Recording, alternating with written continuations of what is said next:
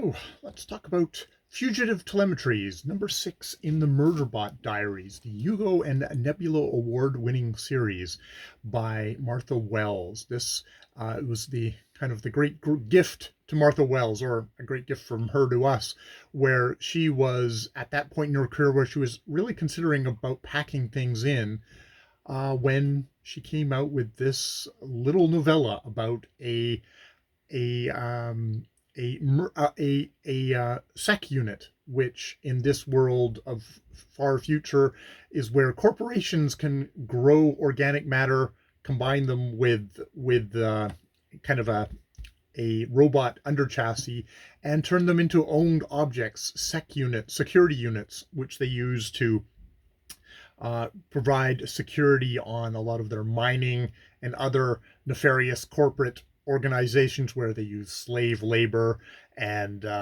horrible conditions and are just generally all corporate all over the universe.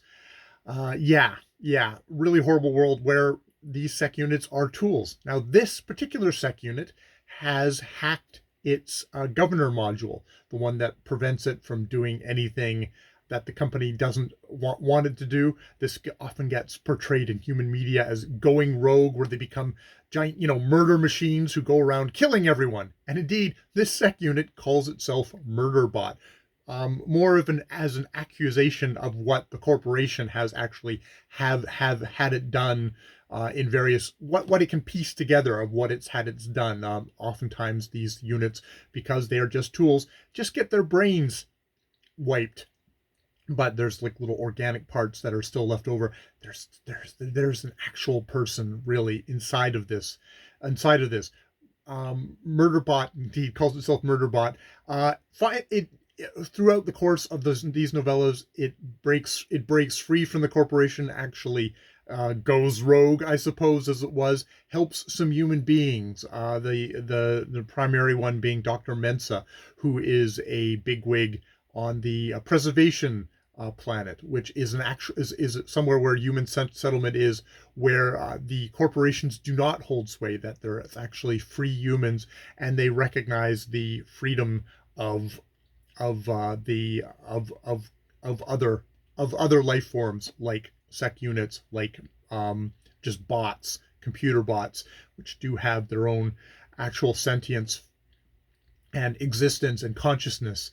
So yes, it's now, and by the time we get here, it's broken free. There's a corporation called Greycrest, which they're worried that might be coming back for revenge against Dr. Mensa, might also, destroy Murderbot, but Murderbot is primarily focused on making sure that it's human.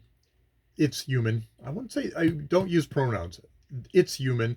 Dr. Mensa is safe, and they're on a space station above Preservation Space Station, where it is clashing with security all the time about, why aren't you doing your jobs properly? This security should be much better. Murderbot does not have any was slowly maybe gaining social skills, but very much looks at things in a very kind of objective sort of way. So when a human being is killed and dumped in a alleyway, it's like, oh well, it's another dead human, oh well, whatever, but this might have to do with Greycrest, so it wants to get involved in this situation, and indeed it does.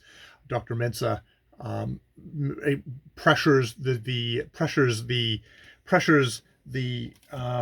security people to actually work with Murderbot on what's the mystery here, and that's sort of what takes up this little novella. It's 168 pages. Apparently, it was 4 hours to listen to. Their Murderbot series is made up of a bunch of novellas and, at this point, one novel. And it's sort of the continuing story. Murderbot likes its stories. Murderbot is actually very hooked on soap operas, far future soap operas, which is kind of hilarious. That it's got its stories that it loves. It's a soap opera fan. And in some ways, these books are just kind of a continuing story of Murderbot and its adventures. It's trying to kind of figure out human beings. this mystery is a nice further twist on that. Of there's assumptions that both the human beings make about Murderbot, but Murderbot also makes a lot of assumptions about its surrounding. It has its own very much strong opinions, and these opinions get challenged, and sometimes they get in the way of it seeing clearly about what's been happening, and that kind of gets unfolded in this story. This is pretty much it's pretty standalone in the Murderbot universe. There isn't anything you particularly would need to know going in, other than yes, Murderbot is a human electronic kind of combination of stuff that very much holds itself aloof from human beings. I think it sort of plays as almost autistic, neurodivergent, most definitely.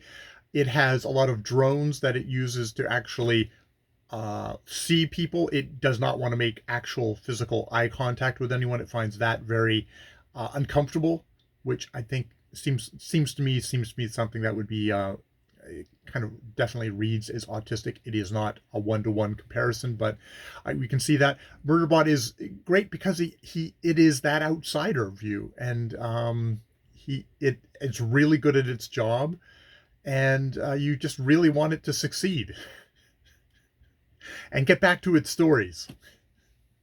So yeah. I would, if you're going into this series, I would say you should start at the beginning, just because it's fun to see it from the beginning and doing things. I do find with the series overall, I found some of the shorter novellas at the beginning a little unsatisfying, in that I didn't feel like they had a full arc within them.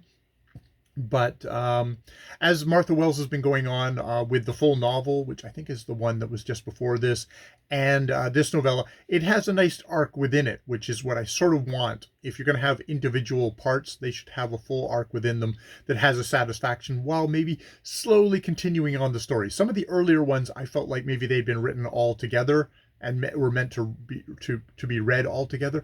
Even yeah. So that's my thoughts on Fgtv Tlmtry by Martha Wells. More videos later.